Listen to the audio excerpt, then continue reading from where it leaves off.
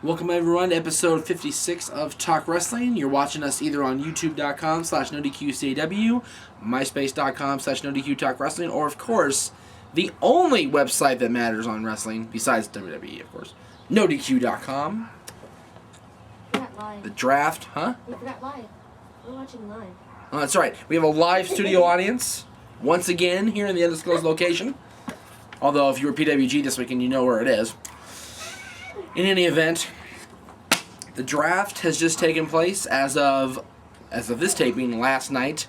No, I'm not going to have the coverage on the supplemental draft. I'll talk about that on my blog because, well, we just wanted to tape today because it was a nice day today and we didn't want to wait till Wednesday. So we're taping on Tuesday, April 14th. Tax day is tomorrow. Dun dun dun. And we'll see what happens there. Anyway, the draft just took place. 1, 2, 3, 4, 5, 6, 7, 8, 9, 10, 11, 12 people switch shows. Although it doesn't really matter at this point because everybody appears on everybody else's show.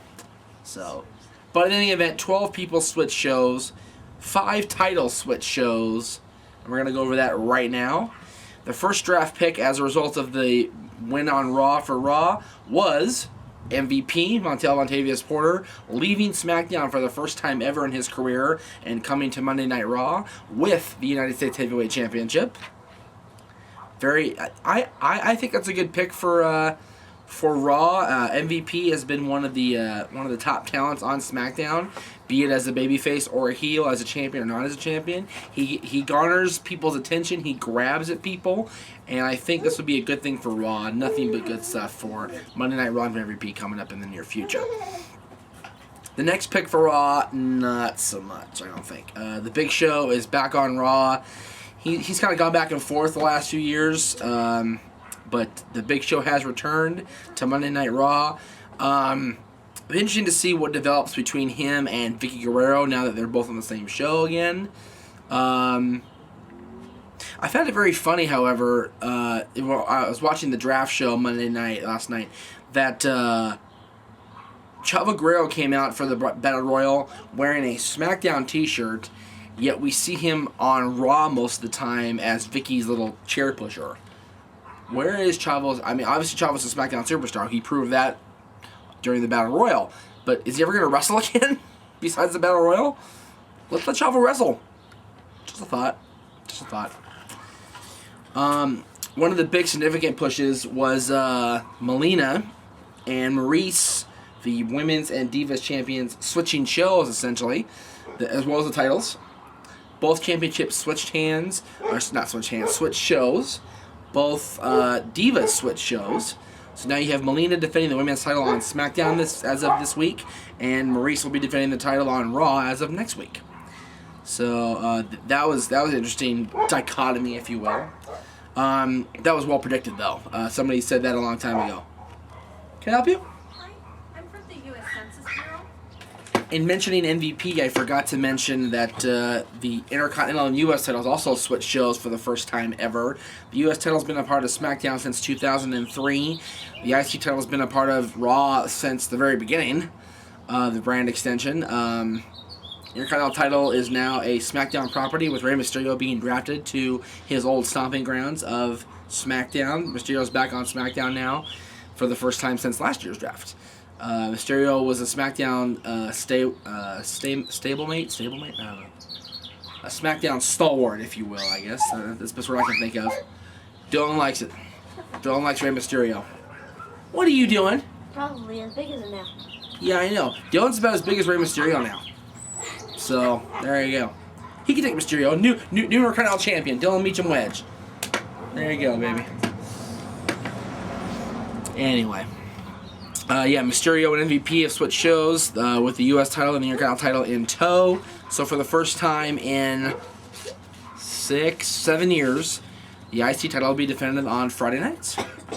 And it should be interesting to see how that plays out. And apparently, Ray's win over JBL, from what I've come to understand in the last week, has led to JBL actually leaving the WWE, period, not just becoming an announcer.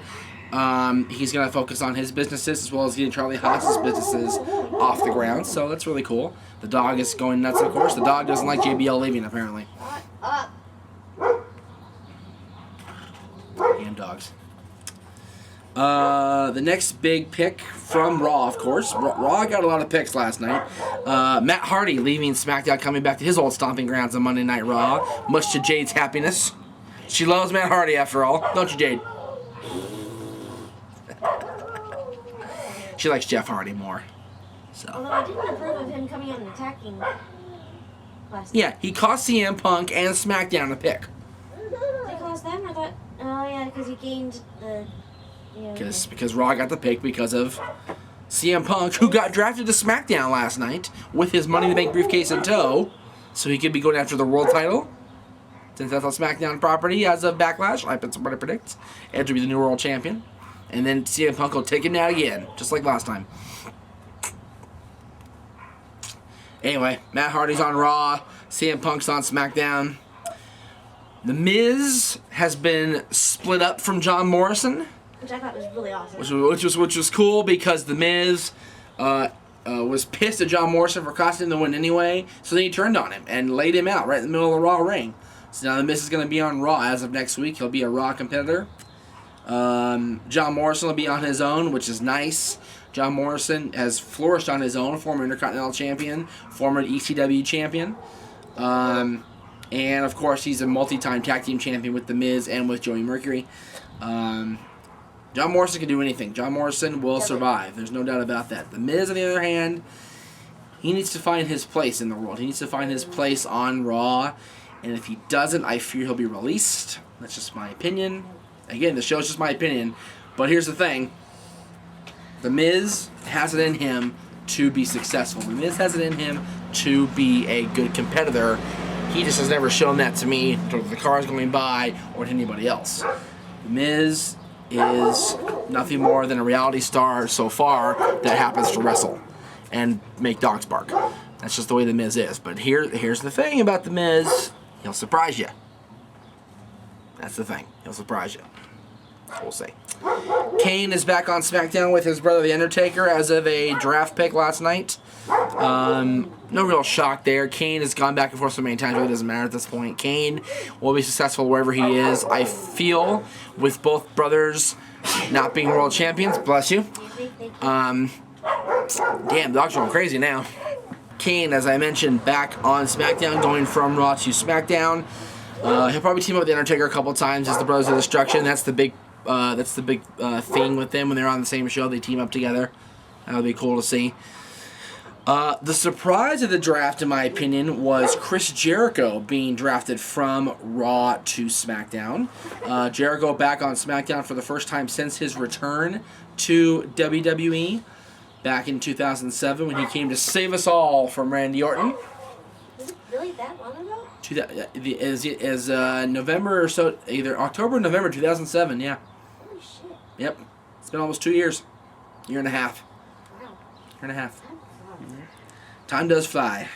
Well, you know, we've had the baby since then. It's been a year since that happened, so time indeed does fly. Wrestling-wise, Jericho's on SmackDown for the first time since his return. You're going to see who he feuds with, you know? There's not a whole lot of strong baby faces on SmackDown at this point, except like Rey Mysterio, Kane, Undertaker. Other than that, not really a whole lot. So we'll see what happens. Girls. Yeah, girls. Yeah, he can feud with girls again, like he did before. And of course, the big one for ECW. ECW got a huge pick. Vladimir Kozlov. Vladimir Kozlov on ECW. Woohoo! Big frickin' deal. Nobody cares. What's that? Oh yeah, that's right. Jericho can fight Santina Marella. That's right. If she ever appears, she's on both shows, so you never know what's gonna happen with her. Isn't she gonna have to kiss? Yeah, that's right. She has to kiss Khali on Friday. Sucks for Santina. Santina. Different person. Raw's biggest pick, of course, was the fact that Triple H is going to be coming to Raw. We haven't seen that in a day. Triple H has been on Raw. Huh? Yeah. At least I get to start my week off, right? Well, why not? Triple H has been on Raw for the last 2 months anyway. He's been on Raw anyway. It's been a bull. He's been on both, but he's been on Raw primarily to feud with Orton. So, yeah. That's true. Yeah. So, what's the point of drafting him? You might as well just leave him on SmackDown and have him appear anyway. He's a champ. He can do what he wants. What the fuck is the draft anyway? Yeah, exactly. That's my whole point exactly. Why am I reviewing this draft? Why am I doing this? What was the point of doing this draft review? The draft sucks. The draft is useless. Unless we're actually going to split the people off again now that WrestleMania is over and do an actual brand extension and split the people off into 3 brands, then it makes sense. Otherwise, what I'm talking about makes no sense. This show makes no sense. Well. Shut up. And WWE makes no sense. We got back, Aaron and I, for the first time in a long time, went to a show together. We went to PWG's 99-100 over the weekend. PWG's monumental milestone shows. The highlight, of course, was the Young Bucks. Matt Jackson, Nick Jackson, the brothers, defending the World Tag Team titles twice. Once against the Motor City Machine Guns on Saturday night, which was a phenomenal match. And then against Dustin and Brandon Cutler on Sunday afternoon, which was another phenomenal match for them. Is the titles? They're still the champions. They actually left Sunday afternoon immediately after their match to go to the airport to go to Japan to compete for Dragon Gate. Good luck to them. After talking to me. What's that? After talking to me. After talking to Jay on the phone. Yeah, that's right. Jay was not too much of a mark or anything. You know. I did not act like they're friends. Of course you did. I did. I know you did. I believe you. Except for with Nick. Okay. Except for with Nick. Then you just got I all was like, oh my gosh. heart fluttered. Ellen, that's okay. She's no threat. It's alright. It's okay. No, you're not. You're not. Nick loves her. Sorry. Wow. That was not good to say on my show. You're going to get me in trouble. The views of Jade Hogan do not necessarily reflect the views of Talk Wrestling or Jeff Meacham or Aaron Riff or NoDQ.com. Thank you. Another interesting scenario played out. Austin Aries ended up fighting with a girl and won because Austin Aries is cool like that. Austin Aries, Tornado, and Human Tornado and Chuck Taylor defeated Candice LeRae, B-Boy, and Scorpio Sky on Sunday. After Austin Aries lost the world title match to Chris Hero on Saturday night.